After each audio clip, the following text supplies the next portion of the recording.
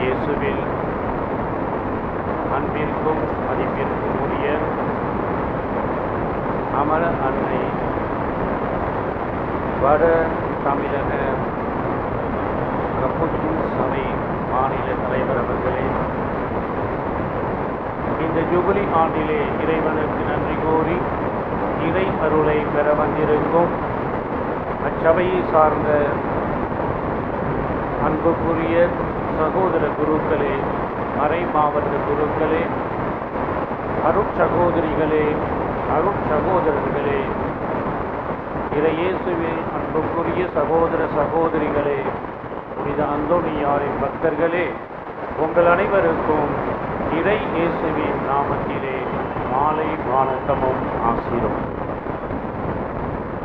இறைவனுக்கு நன்றி கூறி கடந்த 75 ஆண்டுகளாக இந்த திருத்தலத்தை இறைவன் நமக்காக அளித்து புனித அந்தோணியாரின் பரிந்துரையால் இறைவன் நமக்கு கொடுத்த அனைத்து நன்மைகளுக்கும் நன்றி கூற இந்த விழாவானது ஏற்பாடு செய்யப்பட்டிருக்கின்றது.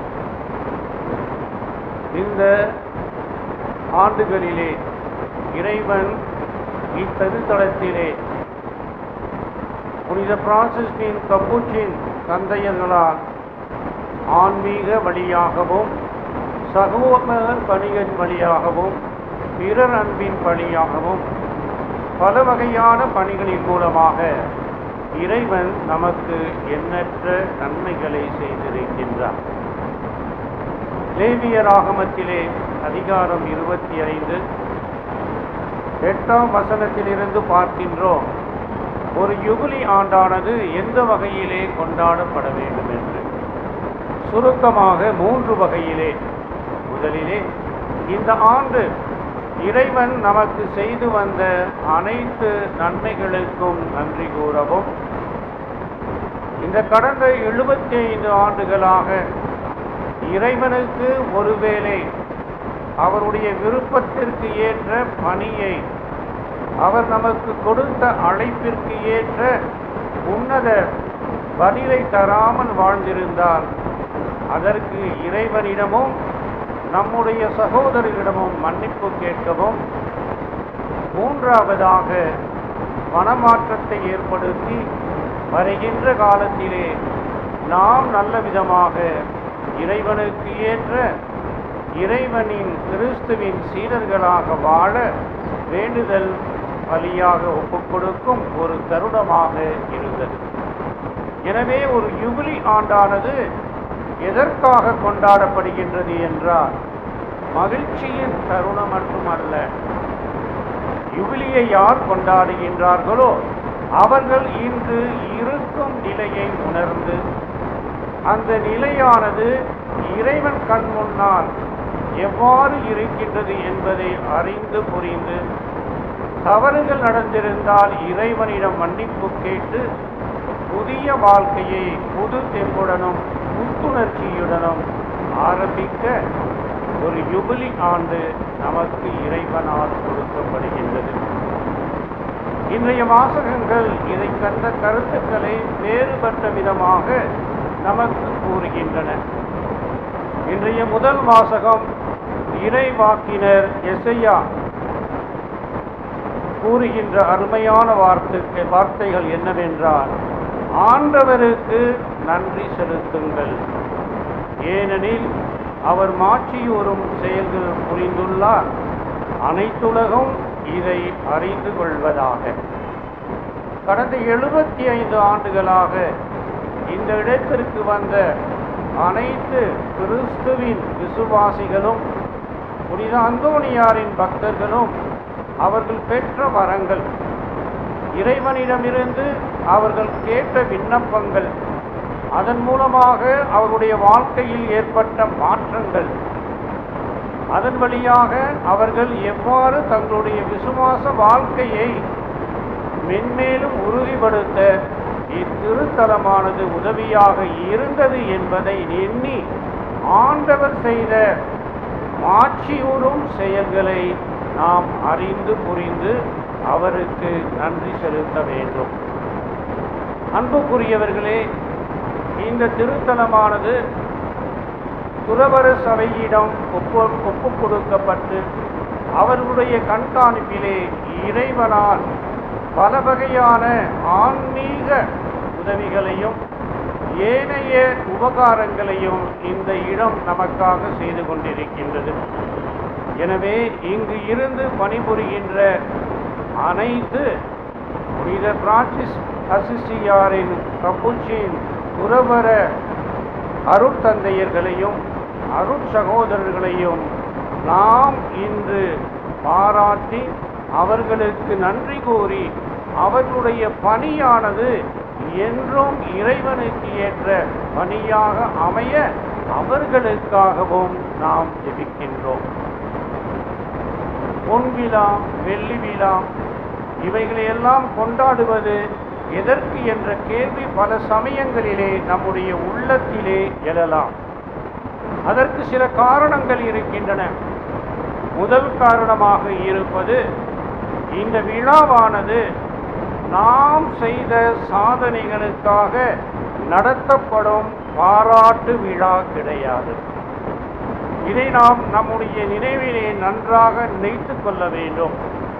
மாறாக இந்த 75 ஆண்டுகளாக இந்த இடத்திலே பணிபுரிய வருகின்ற அருட்தந்தையர்கள் தங்களுடைய அர்ப்பண வாழ்க்கையின் மூலமாக அவர்கள் செய்து வந்த அருட்பெரும் செயல்களுக்காக இறைவனுக்கு நன்றி செலுத்தும் விழா மட்டுமல்ல, இறைவனின் அருள் நிறைந்த இடமாக இருக்கின்றது என்ற உண்மையை பிறருக்கு பறைசாற்றுகின்ற ஒரு தருணமாக இந்த விழா இருக்கின்றது. இரண்டாவதாக, இந்த 75 ஆண்டுகால அர்ப்பண வாழ்வு என்று சொல்லலாம்.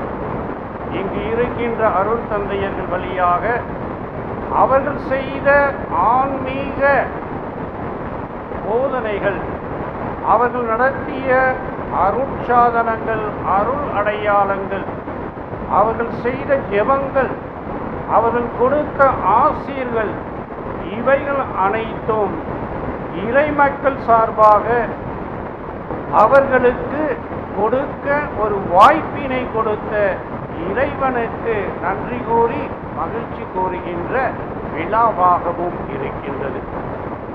எனவே இந்த அர்ப்பண வாழ்க்கையின் மூலமாக ஆசீர்வதிக்கப்பட்ட இறை மக்களாக நாம் மாறியிருக்கின்றோம் என்பதை உணர்ந்து இறைவனுக்கு நன்றி கூறவும் நாம் இன்று அழைக்கப்பட்டிருக்கின்றோம். அதே சமயத்திலே மூன்றாவதாக, இங்கு இருக்கின்ற புனித கப்புச்சின் சபையை சார்ந்த அருட்தந்தையர்கள் தொடர்ந்து தங்களுடைய அர்ப்பண வாழ்வில் தங்களையே நிறைவாக முழுமையாக ஆக்கப்பூர்வமாக ஈடுபடுத்திக் கொண்டு இறைமகிமைக்காக வாழ தங்கள் உடன்படிக்கையை புதுப்பிக்கும் ஒரு நாளாகவும் இருக்கின்றது. எனவே அமல ஆசிரம விழாவானது ஏதோ இந்த இடத்திற்காக கொடுக்கப்பட்ட விழா கிடையாது. இங்கு வருகின்ற அனைத்து இறை மக்களுக்கு மட்டுமல்ல, இந்த திருத்தலத்தில் இருந்து பணிபுரிகின்ற புனித கப்புச்சின் சபையை சார்ந்த அருட்தந்தையர்களும் அருள் சகோதரர்களும் தங்கள் உடன்படிக்கையை, தங்களுடைய அர்ப்பண வாழ்க்கையை புதுப்பித்துக் கொள்ள தருகின்ற ஒரு அழைப்பின் விழாவாக இருக்கின்றது. எனவே இந்த முக்கியமான காரியங்களுக்காகத்தான் ஒரு யுபிலி ஆண்டானது நம்முடைய வாழ்க்கையில் கொண்டாடப்படுகின்றது.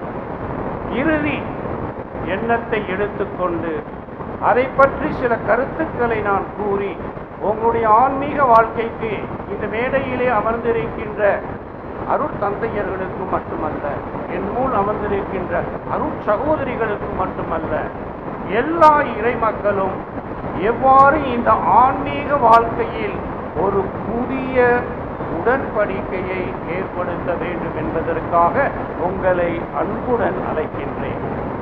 இதற்கு உதாரணமாகத்தான் இன்றைய நற்செய்தியை நான் தேர்ந்தெடுத்துக் கொண்டேன். ஆண்டவராகிய இயேசு கிறிஸ்துவுக்கும் நமக்கும் உள்ள அருமையான உறவை இன்றைய யோவான் எழுதிய நற்செய்தியிலே அதிகாரம் 15 வசனங்கள் 1 முதல் 8 தெள்ளத் தெளிவாக எடுத்துக் கூறுகின்றன. அங்கு நாம் பார்க்கின்ற முக்கியமான காரணங்கள் எவ்வாறு கொடிகளும் இலைகளும் ஒன்றை ஒன்று சார்ந்திருக்கின்றன. 3 வகையிலே கொடியே இலையின் அடையாளமாக இருக்கின்றது. இரண்டாவதாக, இலைகளன்றி கொடியில் கனிகள் கிடையாது. கொடியில் இருந்து இலைகள் பெரும் ஊட்டம் பெறுகின்றன. ஆம், இறை இயேசுவின் அன்புக்குரியவர்களே, கொடியே இலையின் அடையாளம். There is no vine, there is no branch. கொடி இருந்தால்தான் இலை இருக்கும். கொடியே இலையின் அடையாளமாக இருப்பது என்னவென்றால், இலை கொடியை சார்ந்திருக்கின்ற ஒரு இளமை. முதல் கருத்தாக, கொடியை சார்ந்திருக்கின்ற கிளைகளாக இருக்கின்ற இந்த அருட்தந்தையர்களும் அருட்சகோதரர்களும் அருட்சகோதரிகளும் இறை மக்களாகிய நாங்களும் புனித அந்தோணியாரின் பக்தர்களும் கொடி என்றால் என்ன? நம்முடைய வார்த்தை கொடி என்பது இங்கு இயேசுவே நமது அடையாளமாக இருக்கின்றார். திராட்சை கொடியின் கிளை மாமர கிளையாகவோ அல்லது ஆலமர கிளையாகவோ மாற முடியாது. மாறாது. அது மாமரமாகத்தான் இருக்கணும் அல்லது ஆலமரமாகத்தான் இருக்கணும். திராட்சை கொடி என்றால் அதில் வருகின்ற கிளைகள் திராட்சை கொடியின் கிளைகளாகத்தான் இருக்க முடியும். திராட்சை கொடியின் கிளையும் திராட்சை கிளைதான். இயேசுவே நமது அடையாளம் என்று கூறுகின்ற பொழுது, நாம் அவரது கிளைகளாக அவரை பெற்று வாழ வேண்டும். திராட்சை கொடியுடன் இணைந்திருக்கும் கிளை அந்த கொடியின் அங்கமாகவே கருதப்படும். பிரித்து பார்க்க முடியாது. கிறிஸ்துவோடு இணைந்திருக்கும் அனைவரும் அவரது உடலின் உறுப்புகளாக மாறுகிறார்கள் என நாம் விவிலியத்தில் வாசிக்கின்றோம். You no longer belong to yourself. You are not the Lord. Christ is your identity. துறவற அர்ப்பணத்தின் வழியாக இயேசுவுடன் இன்னும் நெருக்கமான உறவில் இணைந்திருக்கும் இங்கு இருக்கின்ற புனித பிரான்சிஸ் அசியாரின் கப்புச்சின் சபையை சார்ந்த அருட்தந்தையர்கள் என்றும் கிறிஸ்துவின் உறவிலே அவருடைய அடையாளத்தை காண வேண்டும். இதைதான் புனித பவுல் அடியார் இயேசு அழைக்கும் பொழுது, புனித பவுல் அடியாரை இயேசு அழைக்கும் பொழுது, சவுலே சவுலே ஏன் திருச்சபையை துன்புறுத்துகின்றார் என்று கேட்கவில்லை. என்ன கேட்டார்? யாருக்கு? சவுலே சவுலே ஏன் என்னை துன்புறுத்துகிறார்? எனவே இங்கு அமர்ந்திருக்கின்ற துறவற சபையை சார்ந்த அருட்தந்தையர்களாக இருக்கலாம், மறைமாவட்ட தேச குருக்களாக இருக்கலாம், அருட்சகோதரிகளாக இருக்கலாம், நம்மை பார்த்தும் அதே கேள்விதான். இதன் அர்த்தம் என்ன? திருச்சபையின் மூலம் கிறிஸ்துவே, அவர் நம்முள் வாழ்ந்து கொண்டிருக்கின்றார். அவரின்றி திருச்சபை இருக்கார். எனவே கிளைகளுக்கென்று தனி அடையாளம் கிடையாது. கொடியுடன் அது கொண்டிருக்கும் உறவே அது அடையாளம். நமது அடையாளம் கிறிஸ்துவாக மாறும். இதைதான் தேவிய ராகமத்தில் இருந்து 22 3வது கருத்தாக கூறினேன். இப்பொழுது நாம் வாழ்ந்து கொண்டிருக்கின்ற துறவற வாழ்க்கை சரியா தவறா? குறைகள் இருக்கின்றதா? கிறிஸ்துவை சார்ந்த கிளைகளாக கிறிஸ்துவையே அடையாளமாக கொண்டு வாழ்ந்து கொண்டிருக்கின்றோமா என்று பார்ப்பதற்கு இந்த யூபிலி ஆண்டு இங்கு கூடியிருக்கின்ற அனைவரையும். இரண்டாவது கருத்து, கிளைகளின்றி கொடியில் கனிகள் கிடையாது. நல்லா தெரியும், கிளையில் தான் கனி இருக்க முடியும். Get the fruits only the branches, not the trunk. There is a hidden message in today's gospel. Just as the branches cannot produce fruits without the vine, so also the vine cannot produce fruit without the branches. இன்று நற்செய்தியை நாம் இயேசுவின் அன்புக்குரியவர்களை கூர்ந்து கவனிக்கும் பொழுது வெளிப்படையாக விளக்கப்படாத இயேசுவின் முக்கியமான போதனை ஒன்றை நாம் உணர முடிகின்றது. கொடியின்றி கிளைகளால் எவ்வாறு கனிகள் தர முடியாதோ அவ்வாறே கிளைகள் இன்றி கொடியில் திராட்சை கனிகள் உழைக்க முடியாது. இது நம்முடைய விசுவாச கண்ணோடு பார்க்கும் பொழுது புனித அவிலா தெரசம்மாள் கூறுவது போல இன்று நம் உலகத்தை இரக்கத்துடன் நோக்க இயேசு பயன்படுத்தும் கண்கள் நமது கண்கள். தேவையில் இருக்கும் மக்களுக்கு விரைந்து சென்று நன்மை செய்ய இயேசு பயன்படுத்தும் கால்கள் நமது கால்கள். இறை மக்களை ஆசீர்வதிக்க அவர் பயன்படுத்தும் கைகள் நமது கைகள். நமது உடல்களில் இயேசு வாழும் பொழுது நம் வழியாகவே இயேசு உலகத்திற்கு பிரசன்னமாக இன்று நமது சுய அடையாளத்தை மறக்கக்கூடிய, ஏற்றுக்கொண்டு அதை துறக்கக்கூடிய தைரியம் நம்மிடம். தனிப்பட்ட வரத்திற்காக எண்ணற்ற துறவர சபைகள் நாம் ஆரம்பித்திருக்கின்றோம். எண்ணற்ற மறை மாவட்டங்கள் இருக்கின்றன. என்னுடைய மறை மாவட்டம், என்னுடைய துறவர சபை ஏனைய சபையை போன்றில்ல, வேறு மாறி இருக்கின்றது என்று பல சமயங்களிலே ஆழ்த்தட்டி மகிழ்ச்சி கொள்கின்றோம். அதை கிறிஸ்து விரும்பவில்லை.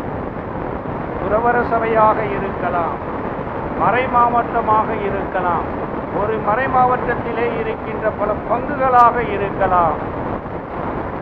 எல்லா இடத்திலும் இயேசுவே அந்த மறை மாவட்டத்தில் பங்கில் அந்த துறவர சபையில் இருக்கின்ற உறுப்பினர்களின் கண்களையும் வாய்களையும் கைகளையும் கால்களையும் இதயங்களையும் பயன்படுத்தி,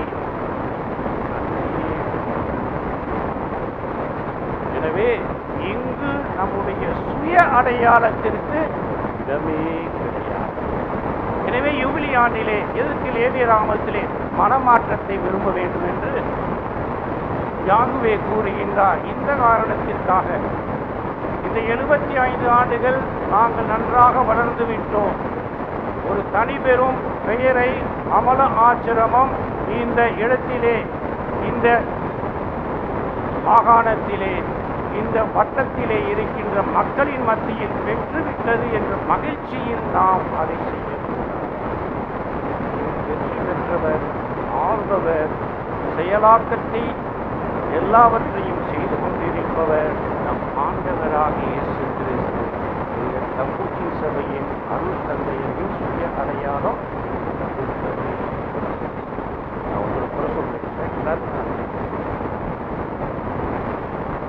காரணம் அதுதான் உண்மையான யுபிலி ஆண்டின் மனமாற்றம். நமது துறவர சபையின் கிறிஸ்துவின் உடலாகிய திருச்சபையின் கொண்டிருக்கும் இணைப்பில்தான் நமது அடையாளம் நிறைவு பெறுகின்றது, முழுமையை பெறுகின்றது, அர்த்தத்தை பெறுகின்றது, அழகை பெறுகின்றது. ஏனெனில் ஒளியை சார்ந்த கிறிஸ்துவை சார்ந்த மக்களாக, மறை மாவட்டங்களாக, பங்குகளாக, துறவர சபைகளாக நீங்கள் இருக்கின்றனர். திருச்சபையில் தோன்றி அதன் அங்கமாக வளர்ந்து வரும் அனைத்து துறவர சபைகளும் ஏதோ துறவர சபைகளை தோற்றுவித்தவர்களின் சுய முயற்சியோ கனவோ திட்டமோ மட்டும் புரிந்த சாதனை கிடையாது. சாதனை படைத்திருக்கின்றார். அது மட்டுமல்ல, அவர்களின் வழியாக உண்மையில் செயலாற்றுவது தூய ஆவி. எனவே இன்றைய யுபிலி ஆண்டில் தூய ஆவியானவர் செயல்பாடை நாம் உணர வேண்டும், அதை ஏற்றுக்கொள்ள வேண்டும். இன்று திருச்சி திருச்சபை தனது வளர்ச்சியின் பாதையில் இன்றைய காலத்தின் அறிகுறிகளுக்கு ஏற்ப தூய ஆவியானவர் வழி நடத்திக் கொண்டிருக்கின்றார் என்பது நமது உறுதியான நிலைப்பாடு. அதற்கு உதாரணமாகத்தான் இன்றைய நம்முடைய திருத்தந்தை பிரான்சிஸ் அவர்கள் இருக்கின்றார்கள். அவரது அணுகுமுறை, அவர் செயல்பாடு, அவருடைய எண்ணங்கள், அவருடைய சிரிக்கும் அழகான முகம் காலகட்டத்திலே மிகவும் தேவையாக. நான் அலுவறையிலே அமர்ந்திருக்கும் திருச்சபையை விரும்பவில்லை. சேரிலே சிதைந்து கொண்டிருக்கும் மக்களை தொடுகின்ற ஒரு திருச்சபையை விரும்புகின்றேன் என்று காரணம் இதுதான். எனவே துறவற சபையின் வாழ்வும் ஒரு மறைமாவட்டத்தின் வாழ்வும் பணியும் அவர்கள் சார்ந்திருக்கும் திருச்சபையின் வளர்ச்சிக்காக அமைந்திருக்கிறது. நாம் வசித்து பணியாற்றும் மறை மாவட்டங்களில் இன்று தூய ஆவியானவர் கொணர விரும்பும் புத்துணர்ச்சியை அம்மறை மாவட்ட ஆயர், குருக்கள், பிற துறவற சபையினர் மற்றும் இறை மக்களோடு இணைந்து செயலாக்கப்படுவதே இன்று நீங்கள் இருக்க வேண்டிய ஒரு முக்கியமான முடிவாக இருக்கின்றது. ஏனெனில் யுபிலி ஆண்டில் ஒரு இறுதியாக கொடியில் இருந்து இலைகள் பெரும் ஊட்டம் பெறுகின்றது. எவ்வாறு உணவு மனித வாழ்விற்கு அடிப்படையானதோ, நமது உடலின் ஒவ்வொரு அணுவையும் வாழ்விப்பது நாம் உண்ணும் உணவுதான். எனவேதான் நம்முடைய தேச தந்தை மகாத்மா காந்தி சொல்லுவார், once he said like this, if God were to appear to starving people, he would not were to appear in any form other than food. இக்காலகட்டத்திலே பசியிலே தவித்துக் கொண்டிருக்கும் மக்களிடம் இறைவன் செல்ல வேண்டும் என்றால் அவர்களிடம் எவ்வாறு செல்வார்? உணவாகத்தான் அவர்களிடம் செல்வார். ஆறுதல் ஒரு அரசியல்வாதியாகவோ ஒரு குருவாகவோ அல்லது சமூக நலனை விரும்பும் சமூக பணியாளரவோ செல்ல மாட்டார். உணவின்றி இருக்கும் அவரிடம் இறைவன் உணவாகத்தான் செல்வார். இதை நாம் புரிந்து கொள்ள வேண்டும். இலைகள் உயிர் வாழ்வதும் கனி தருவதும் கொடியிலிருந்து அவை பெறுகின்ற ஊட்டத்தினால் மட்டுமே சாத்தியமாகும்.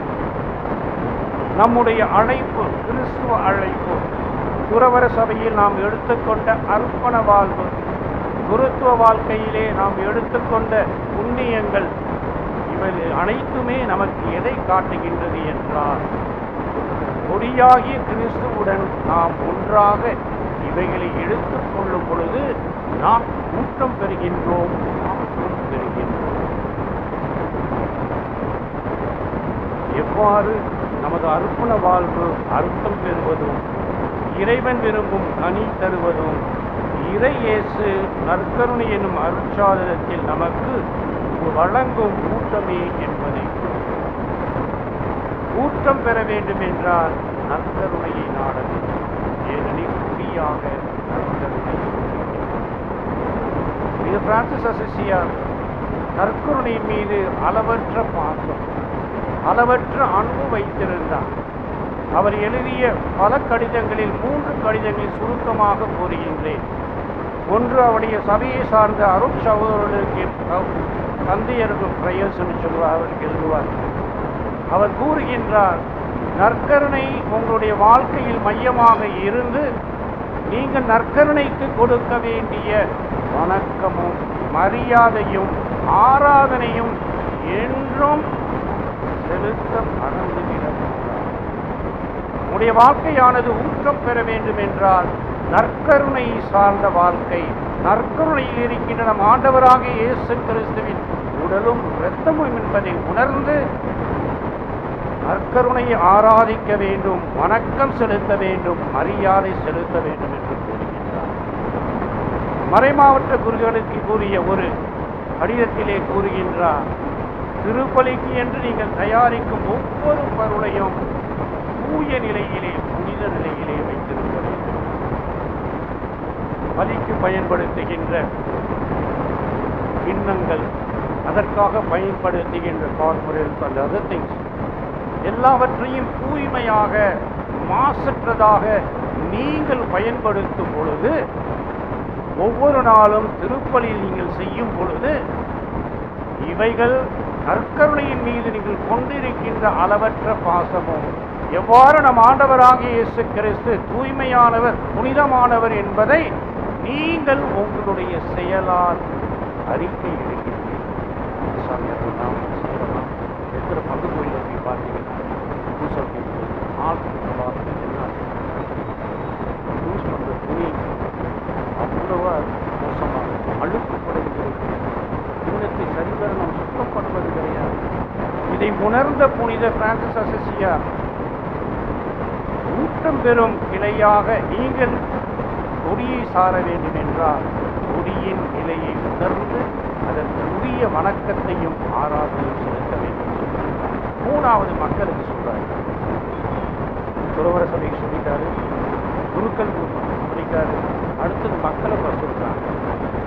நற்கருணையை தினந்தோறும் திருப்பலியில் நிறைவேற்றுகின்ற குருத்துவத்தின் குருக்களை பற்றி உரை சொல்றார்.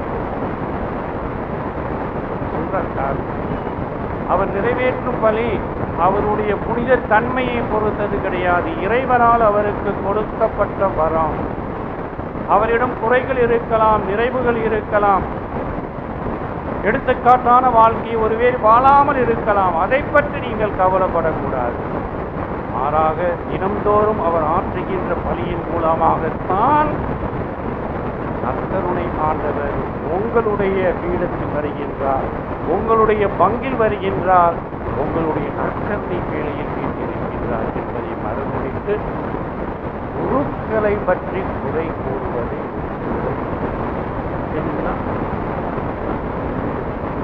முக்கியமான அங்கமியதான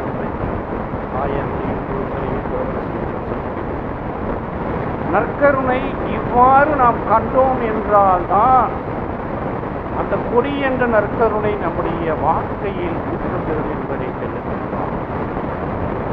எனவே இறையேசுவில் அன்புக்குரியவர்களே, நம்முடைய இந்த யுபிலி விழா, பவழ விழா பொருள் உள்ளதாக இருக்க வேண்டும் என்றால் இறைவனுக்கு நன்றி. இத்தகைய ஒரு விழாவிலே நாம் பங்கேற்று இறைவன் நமக்கு செய்த அனைத்து சாதனைகளையும், இரண்டாவதாக மனமாற்றத்தை நம்முடைய வாழ்க்கையில் எல்லா வகையிலும் இலைகளாக நாம் இருக்கின்ற அனைவரும் எவ்வாறு திராட்சை கொடி ஒரு ஆலமர இலையை கொடுக்க முடியாது, கிறிஸ்துவை கொடியாக கொண்ட நாம் அனைவரும் கிறிஸ்துவின் இலைகளாக மாற வேண்டும் என்றால் புனித வாழ்க்கை, அழைப்பிற்கு ஏற்ற வாழ்க்கையை கடமை. எல்லாவற்றுக்கும் மேலாக இந்த விழாவானது நம்முடைய வாழ்க்கையில் ஒரு மனமாற்றத்தை ஏற்படும். மென்மேலும் ஆக்கப்பூர்வமான இறை விருப்பத்திற்கு ஏற்றவாறு இன்றைய காலத்தின் அறிகுறிகளுக்கு ஏற்ப தூய ஆவியின் அருளை பெற்று வருகின்ற நாட்கள், மாதங்கள், ஆண்டுகள் இந்த திருத்தலமானது எல்லா வகையிலும் கிறிஸ்துவோடு இணைந்த ஒரு இலையாக இறைவனுக்கு ஏற்று நல்ல கனியை தரவும், எல்லாவற்றுக்கும் மேலாக இங்கு பணிபுரிகின்ற அருள் தந்தைகள், அவருடைய புறத்தொரு சபைகள், அவருடைய விருப்பங்கள், எண்ணங்கள், ஆக்கங்கள், அவருடைய உள்ளத்திலே இருக்கின்ற அனைத்து விருப்பங்களையும் இந்த அந்தோனியாரின் மூலமாக இறைவன் அவர்களுக்கு அளித்து என்றும் இரு திருத்தலம் இறைவனுக்கு ஏற்ற ஒரு புனித திருத்தலமாக கிறிஸ்துவின் கொடியில் ஒரு ஆக்கப்பூர்வமாக செயலாக்கம் கொடுக்கின்ற ஆன்மீகத்தில் வளர்கின்ற இலையாக இருக்க இப்பலியில் கொண்டாடுவோம்.